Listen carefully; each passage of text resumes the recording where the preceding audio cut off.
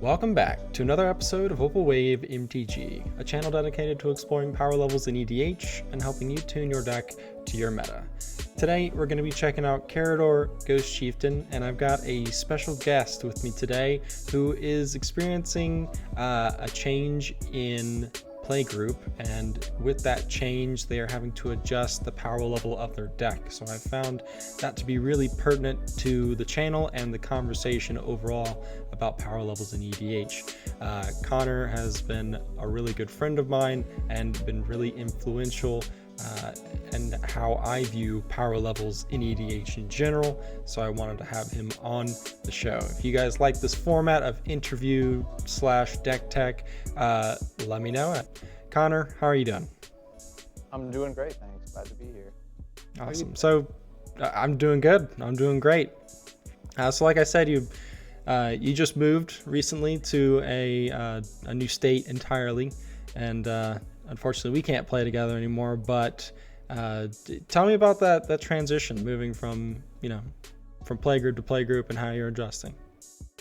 Yeah, so I've been moving around a lot recently in the past few years, and my experience of the playgroup that we had back in Atlanta and in like the Georgia meta more broadly was that was one of people being more focused on the gameplay aspect and the deck building than the social element. And so folks were a lot more head down. They were a lot more committed to their own personal like lists and brews, and they were willing to do some rude things at the table in service of that. Whereas out here in Portland, it's very different. People will still do some degenerate stuff at the table, but they're much more concerned about having a good play experience, and keeping the social contract alive and well. And so meeting that challenge, sitting down with all of these like quote unquote rude cards, and then sort of having to think more in terms of like doing fun, fair things at the table has been a really exciting challenge for me, coming back into the format, and it's got me really excited about playing EDH for the first time in probably 3 or 4 years. Very cool. And yeah, like, back in the day, you talked about these rude cards. I assume you're talking about like stacks primarily in the context of Karador. But back then, that's kind of what we like doing. We like to push our decks and kind of do those rude things to each other. And that was just a social contract that we had, established. And so those games were definitely fun. Your original deck was more closer to the Glory version, if I remember correctly, and now you're kind of bumping it down to the Skirmish battle kind of area. So we're actually going to start with this Skirmish version first. And so Karador is an 8-mana Abzan creature. With Karador, Ghost Chieftain costs 1 less to cast for each creature card in your graveyard. And during each of your turns, you may cast 1 creature card from your graveyard. So deck's definitely going to have a lot of creatures in it. And as you can see here, there are a bunch of creatures in this Skirmish version. Are there any notable includes that you want to talk about? At this like level of power, not particularly. There might be some standout cards that we could point to, such as Nyx Weaver, which helps you turn the deck over pretty quickly, and Spore Frog, which lets you save your own butt and the butts of other people at the table and play a much more political and social game. But the deck is very redundant, especially so at this tier, where you are really trying to mill yourself. You're trying to play creatures from the yard that bring back other creatures, or trigger when other creatures die. So you also board wipe pretty frequently in service of this, with the service of Massacre Girl as one creature, Magister of Worth as another, and you generally focus on Yeah, controlling the board, controlling the ground game, removing other people's permanents to establish quote unquote parity, even though you tend to end up very far ahead when any board wipe comes in. And now a couple of cards that kind of stick out to me are Hermit Druid. And then it almost looks like you've got this Karmic Guide Revelark combo almost set up. I think the interesting thing that you have is that you've actually gated this combo with your sack outlets all requiring mana. So, Yeah. as long as, even if you have this combo set up, you're not going to go infinite in the context of this deck. Primarily because of that mana gate. And I think that's really interesting for this tier, where you can still use these like really powerful interactions, but you've slowed it down. You've pulled the reins back a little bit. And a lot of my intention in presenting these deck lists as well is like giving players who are interested in this and want to start with like low budget investments.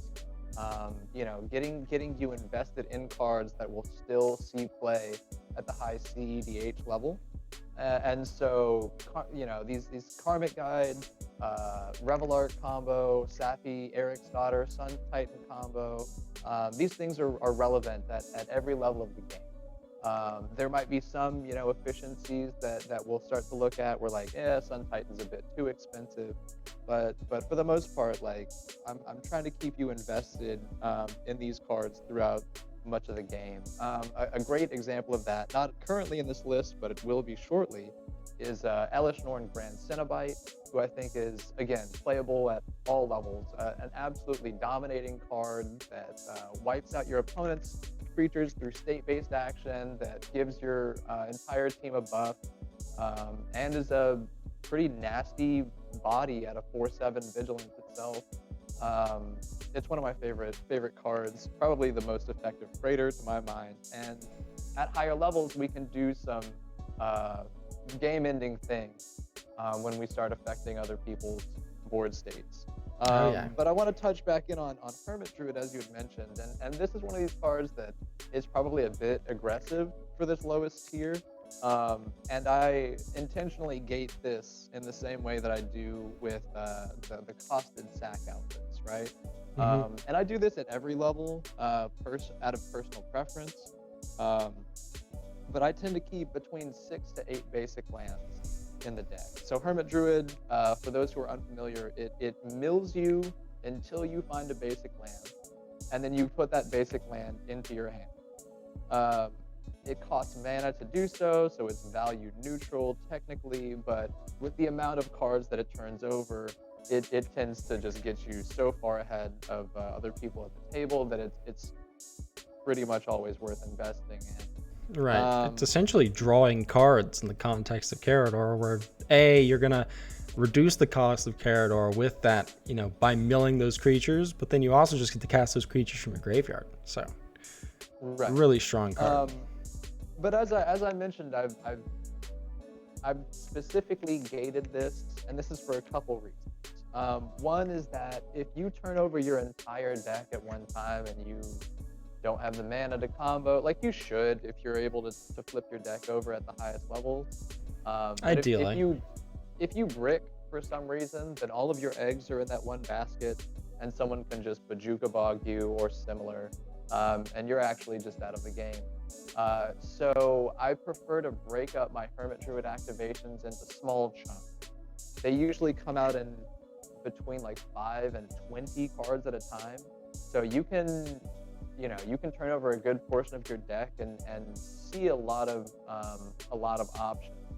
But yeah, while we're down here, I think it's a reasonable investment. It's probably going to get hated off the table, but if you can get a few activations out of it, then you're going to see a third, half, most of your deck. Your creatures have a ton of utility. Sorry to interrupt you, but Casa Caterpillar, Cathar Commander, Acidic Slime, Archon of it's just almost everything in your deck has some kind of removal stapled onto it.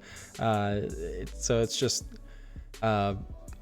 very strong in terms of just recurring this, not only value but just being able to remove your opponent's stuff Yeah, over and over and yeah. over again, Like I like said, Plaguecrafter, kind of crazy.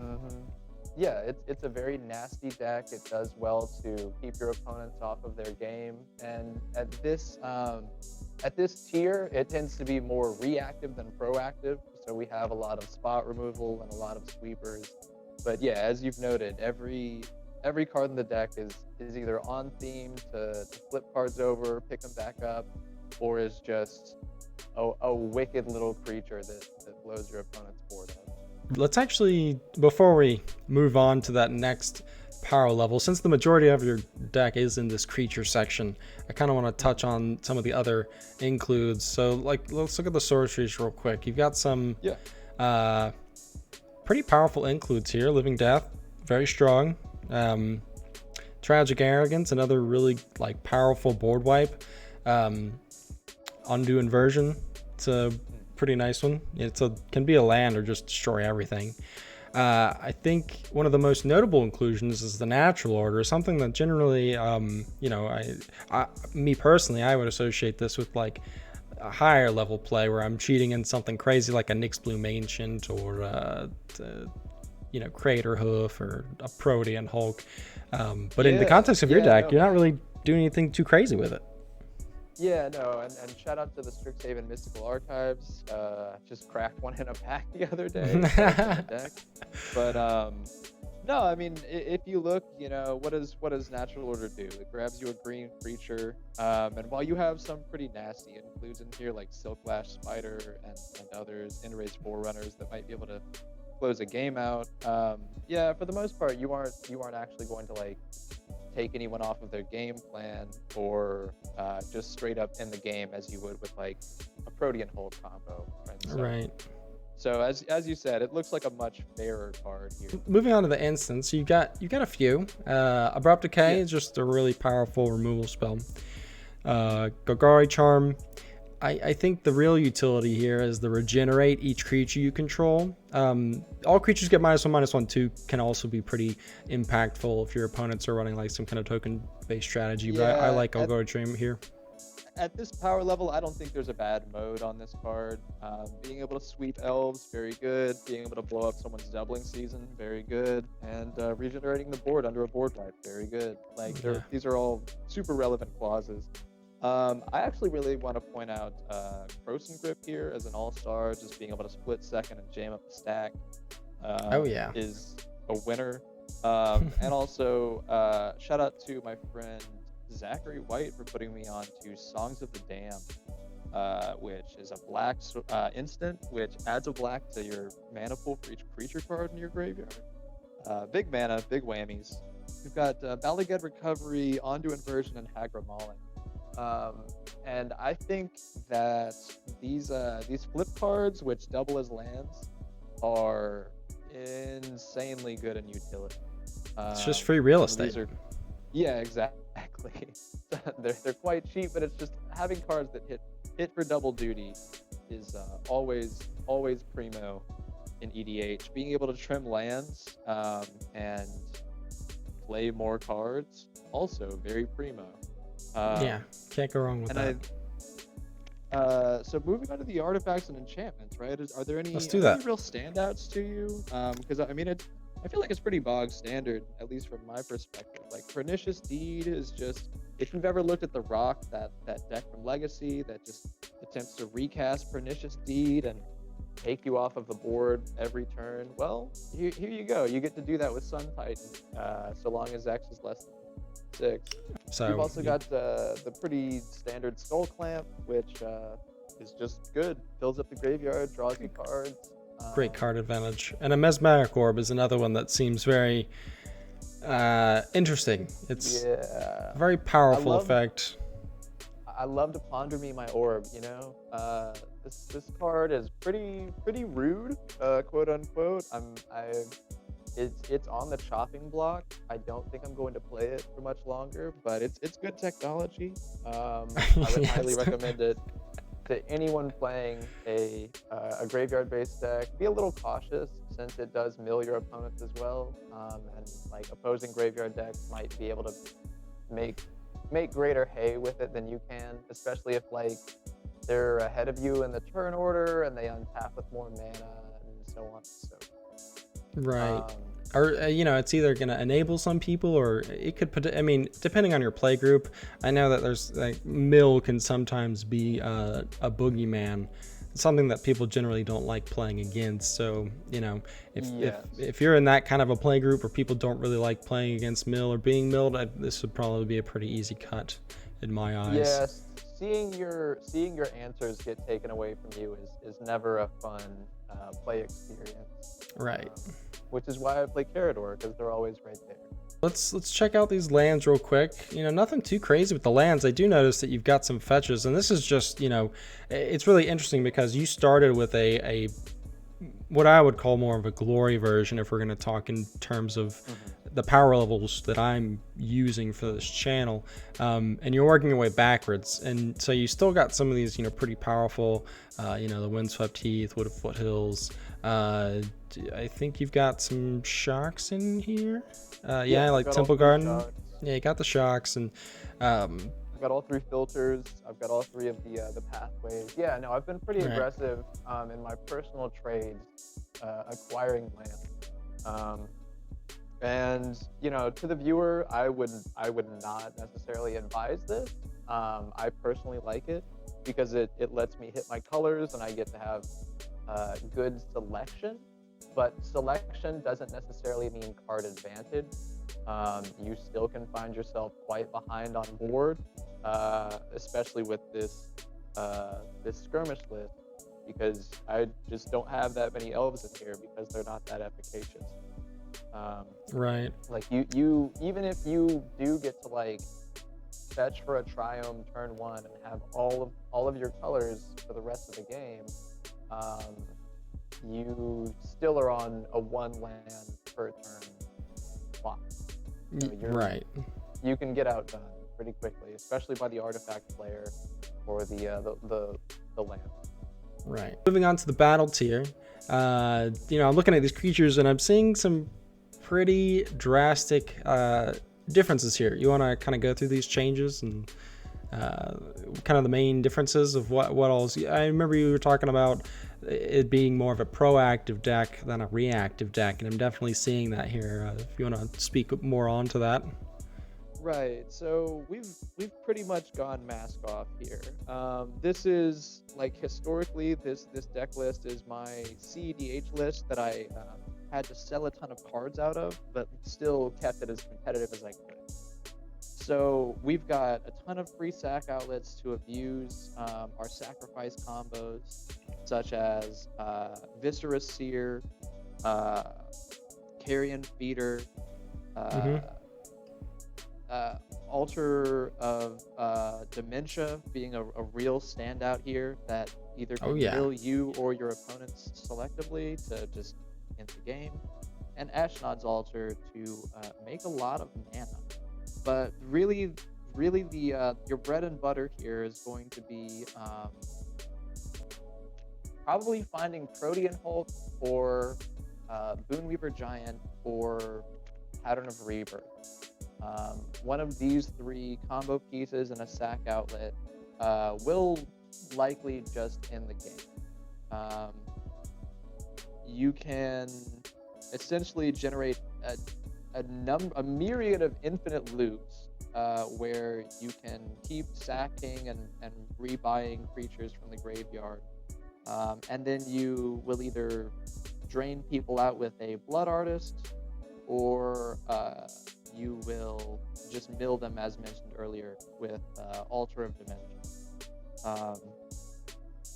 But in the meantime, to keep people from disrupting you and smelling what you are trying to put together, you're playing, again, that proactive Hate Bears game. These are all a bunch of discrete effects that essentially amount to limiting the ways that your opponent can play the game. I kind of want to go back to this Protean Hulk, and you said there were like a few ways that we could go infinite with this card, and you know, just to kind of get into the mood of it, when Protean Hulk dies, search your library for any number of creature cards with total converted mana cost 6 or less and put them into the battlefield. and shuffle your library. So let's say we've got our Protean Hulk out, and we'll use Carrion Feeder as our sacrifice. So sacrifice a creature, put a +1/+1 counter on Carrion Feeder. So I sacrifice my Protean Hulk with Carrion Feeder. What's the line here? What am I tutoring for? So your Hulk has died. It's in the yard, right? You've got 6 mana worth of creatures that you're gonna go look for. Right. Generally, what I'm gonna do here is I'm gonna go grab Karmic Guide to recur the Protean Hulk. Okay. And probably with the 1 mana remaining, a redundant sack outlet, maybe a Spore Frog if the situation allows, but likely a redundant sack outlet just to keep things safe.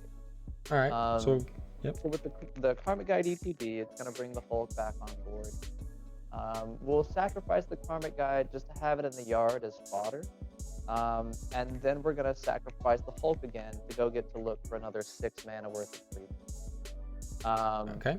So with that, we're going to go get a Revelart and another 1 mana creature again.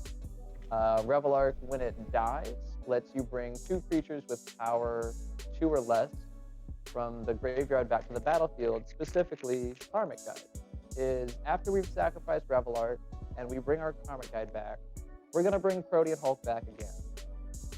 And with that Protean Hulk, we're going to go get 2 cards. We're going to get Fiend Hunter to reset our Karmic Guide, and we're going to go get Blood Artist to kill people with. So Fiend Hunter enters the battlefield. It's going to exile the Karmic Guide, and then once that ETB has resolved, so you don't kill your Karmic Guide, you're going to sack the Fiend Hunter. So your board at this stage should look like Blood Artist, Fiend Hunter exiling Karmic Guide, and 1 sack out. So Fiend Hunter is going to die. You drain for 1. Karmic Guide re-enters.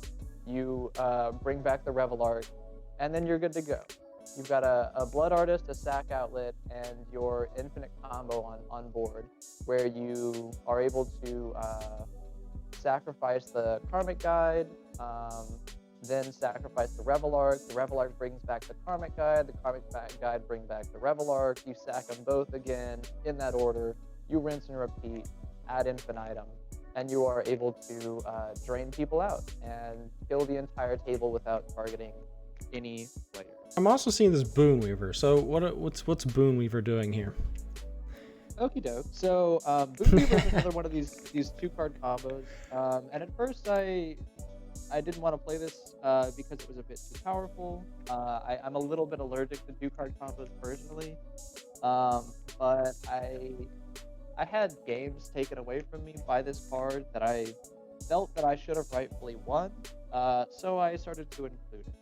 But to bring it back in, Boonweaver Giant, when it enters, it says that you can search your graveyard, hand, or library for an aura card and stick it onto Boonweaver. And if we look at our enchantments, there's only 1 aura in the whole deck. It's Pattern of Rebirth.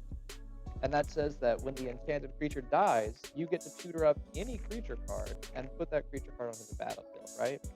We have a situation where when Boonweaver enters the battlefield, it's going to grab Pattern of Rebirth, and then when Boonweaver dies, it will go get something, probably Karmic Guide, to recur the Boonweaver and combo off infinitely by searching out your entire deck to the best of its ability. So a lot like the Protean Hulk, basically, where we get a Karmic Guide, brings back Boonweaver, Sure. Boonweaver ETB brings back Pattern, sacrifice sacrifice Boonweaver, you get the Revelart, which can bring back the Karmic Guide, which brings back the Boonweaver, and then you're doing the same thing essentially. So very interesting interaction. It also just layers really well. I mean, if you really want to do it, you could Boonweaver into Protean Hulk. You probably don't need to do that, but you can do it if you want to.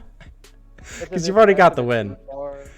Yeah, you know. No, I mean that's too many layers. Like, you can technically hold priority through all of that, but that'd be a bit too convoluted. And again, coming back to that idea of like not putting all of your eggs in one basket.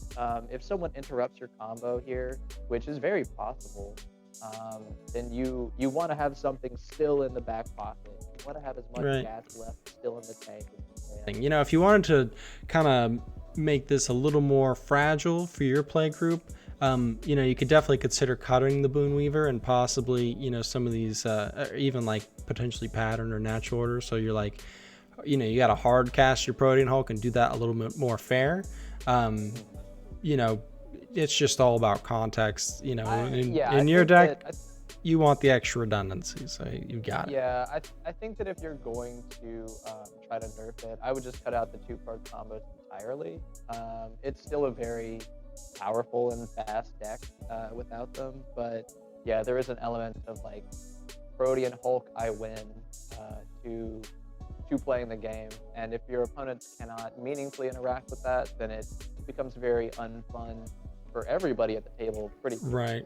I mean, then you just kind of create an arms race where everyone else is like, all right, well, now I just got to put a bunch of, you know, graveyard hate essentially in the deck just to even deal with your deck, or else it's just going to be Protean Hulk and then win, like you said.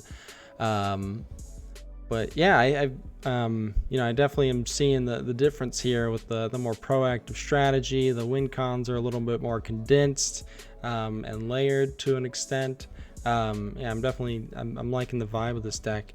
Let's move on to the sorceries. Still, I think a few of them from the previous deck. Still got the Living Death. Natural Order is a lot stronger in this context because you can get the Protean Hulk. The Tragic Arrogance, I still really like this card. Just a sweet, you know, board wipe. I think you added the Cleansing Nova from the Skirmish version. Let me see here. Yeah, you now have yeah, you did. I cut Cleansing Nova for Undo Inversion. I haven't updated this list, but oh, okay. Yeah, I also want to give a little shout out to Exhume on this one.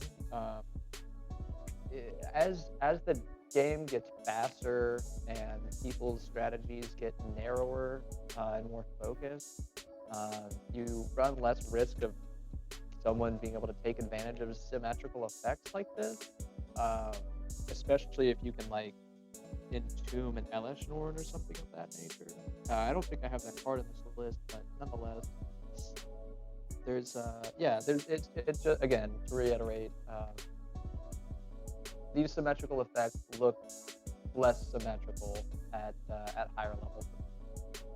Right, and I'm actually curious. You said you don't run Entomb, but I'm actually noticing that you don't run, you know, any instance in this deck. And I tend to be more of a balanced breakfast kind of deck builder, where I like to have a good healthy mix. I say healthy. I like to have a good mix of instants and sorceries, creatures, artifacts, enchantments. You know, if a lot of the people that have watched my channel, you'll see that a lot of my decks are very balanced in this regard. Is there any particular reason, you know, that you're not using instants in this? I mean, because we do have instants in the Skirmish version. So what's your thought process on that?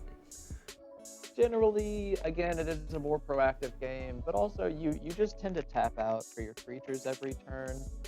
You might leave 1 or 2 mana up for a Kasali Pride Mage activation or similar, but like you can do everything that you need off of these free sack outlets. You can do everything that you need to for free and at instant speed on board if you just commit the mana to a creature or another permanent. So you kind of don't have to. And like you're not as committed to interacting with people's boards as you are with like recognizing their game plan and putting them off of it.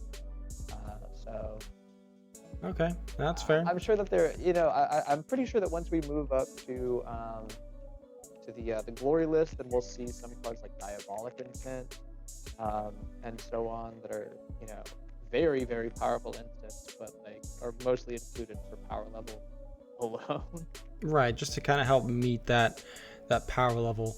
You know, it does also make your deck a little more, like, you purposely have made it more susceptible in some regards to certain types of hate. like a humility is going to be really hard for your deck to deal with, right? Not that you see a ton of humility in your in general, but you know, I imagine this deck would kind of have a hard time dealing with that outside of like the Cleansing Nova or maybe the Tragic Arrogance. And I think that's actually a really interesting kind of balance that you've done, where it's like, you know, you've got these strong interactions, strong combos, pretty, you know, decent stacks pieces, but you've also got, you can get gimped pretty hard in some regards. Speaking of humility, if I'm sitting across from a Karador player and I'm having a hard time dealing with this recurring value, maybe I'm running a lot of counter spells or targeted removal that's not recurable, and I'm just having a hard time dealing with the value that Karador can just keep going on and providing. What are some good, what are some ways that I could adjust my deck maybe, or some silver bullet cards? Not that I promote, you know, spite deck building where I'm just trying to spite another specific player, but if I want some tools or some ways to interact with this type of strategy, as the Karador player, what would you recommend? So all of the good silver bullet cards are either colorless or white. So there's that. So I would play white.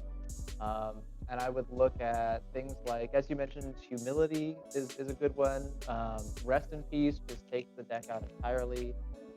Containment Priest and Hushwing Griff, which are in the deck, can do well to shut the combos down. But to speak more generally about like countering the strategy, I think that while Karador does sort of incline itself towards creatures with passive effects on them and ETBs, that the deck tries to attack you from every angle it has available to it. Mm-hmm. It tries to sweep you, it tries to overrun you, it tries to combo from you, it tries to control you. And I think that learning to recognize what is happening when, what the angles are, and like how to get out from under it is a very valuable growing experience as a Magic player and as a EDH pilot in general.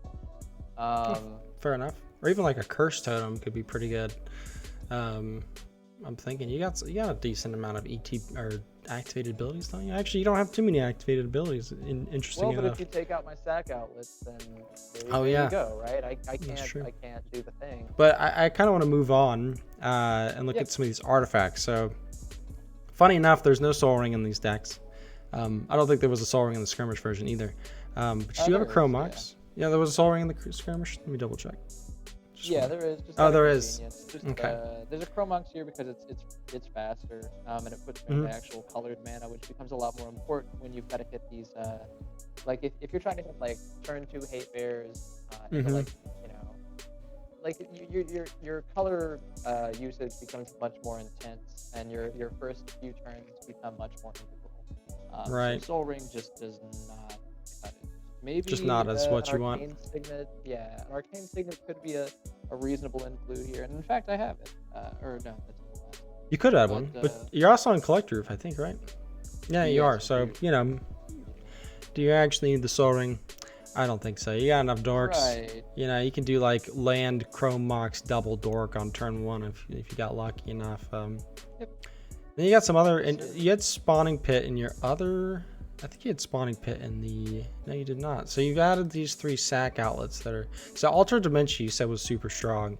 And I'm already seeing why, because sack a creature, target player puts number of cards equal to the sacrificed creature's power into their from their library into their graveyard. And, you know, if you're using this as your sack outlet, you don't even need the Blood Artist, because you can just mill out your opponents, right? Yep. Yeah, and even just like passively generate value for yourself up until that point. Just kind of hang out. Oh, I'm just milling myself a little bit. Right. You're essentially drawing cards. Yeah, there's a lot of lying and deception that I tend to do. Me personally, you as a player should not do, but I personally. Well, that's just politics. Like, I'm just flipping some cards over. No, I'm not doing anything too crazy. And then come game 2, like we all know what's up, and like, yeah, it's a combo deck. Yeah. People know what the but game Ultra one, does, and they'll be like, I'm Right, but destroying I'm them. always winking at you, you know. It's up to you. It's always up to you as the more experienced pilot to just be like, yeah, no, you don't get to have your stat down. But I've seen this before. Right. And this is something you can't really recur that easily. So once it's gone, you know, it's gone. Ashnod's Altar is also in the same kind of vein. Not really a win condition in addition to being an outlet, but it's still a very powerful sack outlet nonetheless. Yeah. Spawning Pit, kind of the same grind. It's just a cheap sack outlet. Not as powerful as the other two, but redundancy doesn't hurt. And then, of course, you're still on the Mesmeric Orb, which is just really good. And then the enchantments, you're still on that Pernicious Deed with the Sun Titan. That's just such a strong interaction. And then the Pattern of Rebirth for starting your Hulk or your Boonweaver combos. Both are it's a pretty sweet card. We've got the lands. Moving on. The lands actually look a bit worse here, eh? I think these are more appropriate for skirmish tier than they are for battle. We should swap the land list. I mean, I'm still seeing some of the, you know, you got the Evolving Wilds and the Terramorphic Expanse. I'm seeing the Temples, which is something I generally don't run in my battle lists. I'll run like a few, but the Temples I really like in like the skirmish power level. They're just, you know, they're cheap. They mana fix, they scry. I mean, you're still on the fetches. You're still on the shock lands. Yeah, I think you're right though. I think the other land base is just a little bit better. You also got the MDFCs that are going on in the skirmish version too, which you don't have in this version. Moving on to the glory version, which is essentially cEDH on the power level scale, or at least my scale. You know, what are the big differences here between this one and the battle version? So aside from way too much money, we've got a few different angles that we can attack, right? We've talked about Elishnorn a good bit, and I think you mentioned Linvala, Keeper of Silence as well. But if we go and look at these enchantments, we have the card Living Flame, right? That we finally added our third enchantment. Added it. And this card basically makes all lands in play 1/1 creature. So if you have Elishnorn on board, then you kill all of your opponent's lands, a state-based action. And if you have Linvala on board and they can't activate creature abilities, well, now they can't tap their land for mana anymore, and they're just locked out. Right. So yeah, we have these means of like soft locking people, and we have Academy Rector as well for redundancy to put us onto our Pattern of Rebirth combo a bit quicker. But I think if you look over this creature list, there are some like more specific stacked pieces, such as like the Kori Dust Drinker, so that you can tie people's lands up. Kataki War's Wage, so that you can tie their artifacts up, and so on and so forth.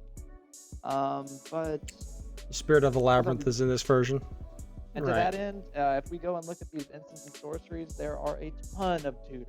We've got Demonic Tutor, Diabolic Intent, Green Sun Zenith, Eldritch Evolution, and so on and so forth. We have the Reanimate and Tomb combo, so that you could potentially look for like a turn 1 Protean Hulk win or something like that. There's really a lot of fixing and a lot of tutoring that you hear. I mean, I don't think there's a single instant that doesn't tutor you for something in this deck, right? We have instants now, and look at what they all do. They grab you cards. They make the deck more redundant, right? You spend mana to go get something. So, I just want to say, I wanted to kind of point out Eldritch Evolution here. So you're not on the natural order anymore, which, yes, you know, you could be a potential if you want to include it, you could, just so you can, get your Hulk. But I think Eldritch Evolution, because it more or less does the same thing with Karador. Since Karador is 8 mana, you could sacrifice your Karador with the Eldritch Evolution and find something that's CMC 10 or less, and obviously you don't have anything that expensive in the deck, but you can get your Protean Hulk or your Boon Weaver to start off your combo. And another interesting thing you can do with Eldritch Evolution is you talked about the Limbala plus Living Plane interaction, and if you sacrifice Academy Rector to your Eldritch Evolution, you can tutor out both of those pieces at the same time, because the Academy Rector will grab Living Pain, and then the Eldritch Evolution will grab the Limbala. So it's a very strong interaction with the Eldritch Evolution and the Academy Rector. I mean, and just with your commander in general, it's gonna fetch out these really strong combo pieces. So card on the list, right? And he's always gonna cost 3. So if you have your commander on board and you Eldritch Evolution him, you have access to the entire deck. But even so, like, being able to find, even just a 3 or 4 mana card, it will probably put you where you need to be, whether that's, putting you onto that hate bear that you need to lock the game up and like survive for a few more turns, or finding your combo piece, or what have you. Yeah, there's just so many angles that Eldritch Evolution hits from, and it has so fewer gates on what it can do, like, aside from mana. That's really the only thing that brings it down. But like, it gets to do so many more things than Natural Order gets to do on this, including that's fair. Disgusting Academy Rector tricks. Yeah. Awful, dude. I never did that, but I hope I. Oh Lord. But you could. Yeah, that's true. Kind of looking at these creatures. I know when we were talking before, we did this recording. We were kind of talking about. This deck is a little old. This is back from when we were playing together. With my Marath Enchantress deck. We were trying to make our decks like super strong. And I'm curious if are there any new cards that have been printed recently that you're like, maybe I should try, slapping that in this deck and seeing what happens. Yeah, no, I'm really big on like any new set that I take a look at. I'll try cards even if they're bad, like even if I'm a little kind of on the fence about them, because that's how I like grow as a Magic player, is like being exposed to the utility of cards that I thought weren't as good. And so I know that we've talked about like Gothy Voidwalker and Opposition Agent. Those 2 cards are absolute killers, and they would be in this list if I knew about them, or if they had been printed at the time. Every set has new cards. I mean, we're in the middle of Streets of New Capenna spoilers season, and I've already seen multiple cards, including Angel of Separation, which I think could be played at probably any tier. That card's insane. That's the one where you take damage and you mill twice that many cards, right? It mills you for the damage that you receive, but it prevents all the damage that you receive. So you basically get a Platinum Empyrean and like a mill source in the same card. And it's got like a 4/4 flying body, I think. Right. So, like, and it's a creature, so you can keep casting. Exactly. You can keep bringing it out. It's pretty good. You already know. Yeah, dude. So like, no, there's pretty much every set. Like, there's good cards that are coming out. There's stuff that you should be testing, and like Karador again is so general and it homogenizes itself so much through the self mill that like you can kind of just throw stuff in and out. I've usually got like 5 to 10 slots in any given list that are just testing slots. Fair enough. And I just get to have fun with those slots and like see what's good, see what's bad, see what are strict upgrades, and see what are not quite what you thought they were. Side grades or whatever. Yeah, like a good example of this is like Wandering Archaic, right? Like, I thought this card was crazy strong, and it is. It's insane. But there are just as many games where it hits the board and I see it do absolutely nothing. Right. And I'm like, okay. or I cast it and it pretty much immediately draws a kill spell or a Right. counter spell, and it's like, well, yeah, I'm glad I sunk 5 mana into this on either side. Like, I do like this in cEDH though. yeah, You know, when yeah. mana is a little bit more tied up, you know, when people are, Oh, yeah. the plays are a little bit more tighter, I think Mm. I think this card has a little bit, if you're playing in the lower tiers, games are going on longer, people have access to more mana. So it might be hard to actually utilize the wanting archaic than it can in like some of the higher tiers. I think it's kind of a sneaky card in that regard. Yeah.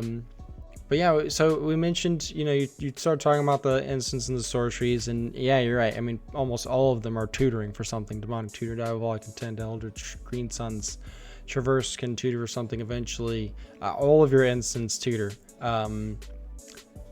So some pretty interesting utility that you've added here. Let's see here. Then we've got the artifacts. So we've cut down our sack outlets to just Altar Dementia, which is probably the strongest out of all of them. I would assume, mainly because, you know, it is a win condition in addition to being that outlet, so you don't really need the Blood Artist.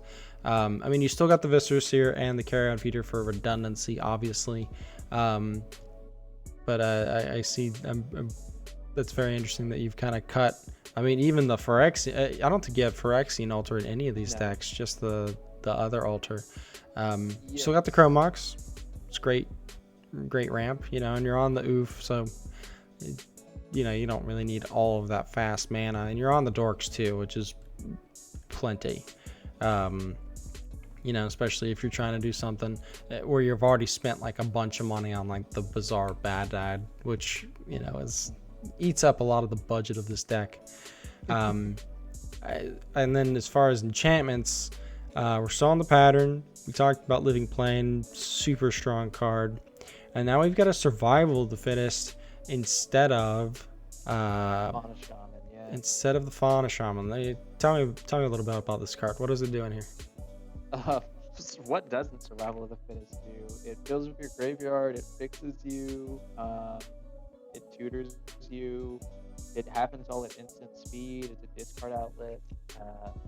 Yeah, everything that holds Fauna Shaman back, this card just breaks. Yeah, for no real reason. But it's probably one of the best cards in the deck, to be completely honest. It just gets you where you want to go. And it provides some like interesting lines of gameplay as well, where you're considering like, okay, well, if this hits the yard and I can cast this off of the Survival of the Fittest search, then I can bring so and so back to the yard, and there's just more angles of play, which is always really fun as a pilot. Yeah, but I will say, like, just reaching back to the artifacts for a second, like, you know, as you said, like, I neither have Phyrexia nor Ashnod's Altar in here, and that's part of what I enjoy most about like working on this deck is the that winnowing process, you know, that trimming process where you say like, yeah, I know these cards are good, but Altar of Dementia is killer, you know, like I'm gonna have this in every deck that I can possibly run. It plays so many different roles, just like Fiend Hunter, right? Like it's a little It's flexible. Yeah, it could be a win condition. But it's a little surreptitious, you know, it's a little understated, a little modest. But like once you sit and see what this one effect can do and like really push it, yeah, this is one of the best cards in the deck. It's worth its weight in gold, and even though it's not a creature, you know, I'm gonna have Altar of Dementia in most of my mill decks, period, because it's just that good. It's just that good. Hey, I agree with you. It's a pretty good card. Let's move on to the lands. We got the last bit here on the final stretch of this of the cEDH deck. I see we've still got a few tap lands, Evolving Wilds, Croson Verge. Not a lot though. I think it's just those two that are really sticking out. Canopy Visic and maybe Crows come in and tapped in the Verge early games. Yeah, and Crows and Verge is definitely one of the first things to get cut. But yeah, no, we've got I think like 9 fetches in this list, as many filters as we can get our hands on. We've got a Gaia's Cradle, and a Gemstone Mine, and a Bazaar of Baghdad. We've got all 3 of our Alpha Duels, our Bayou, our Savannah, and our Scrubland. So like you're in there, you know, you've got your fixing, you've got your selection, you've got a fetch in basically every hand that you're gonna pull. Right. Just You should consistency. never be off your colors. Yeah, essentially. Never off your colors. Yeah. So, very, yeah. I'm liking the difference. It's definitely a difference from as far as the lands go, from the other 2 versions. But yeah. Hey, you know what? Just want to, thank you so much for coming on and kind of being a part of the conversation of power levels in EDH. I really enjoyed you coming on, and I hope hope everyone else enjoyed the insight from the Karador player. So yeah, thanks for having me. It's always a pleasure to sit and yak about my favorite deck, my favorite guy.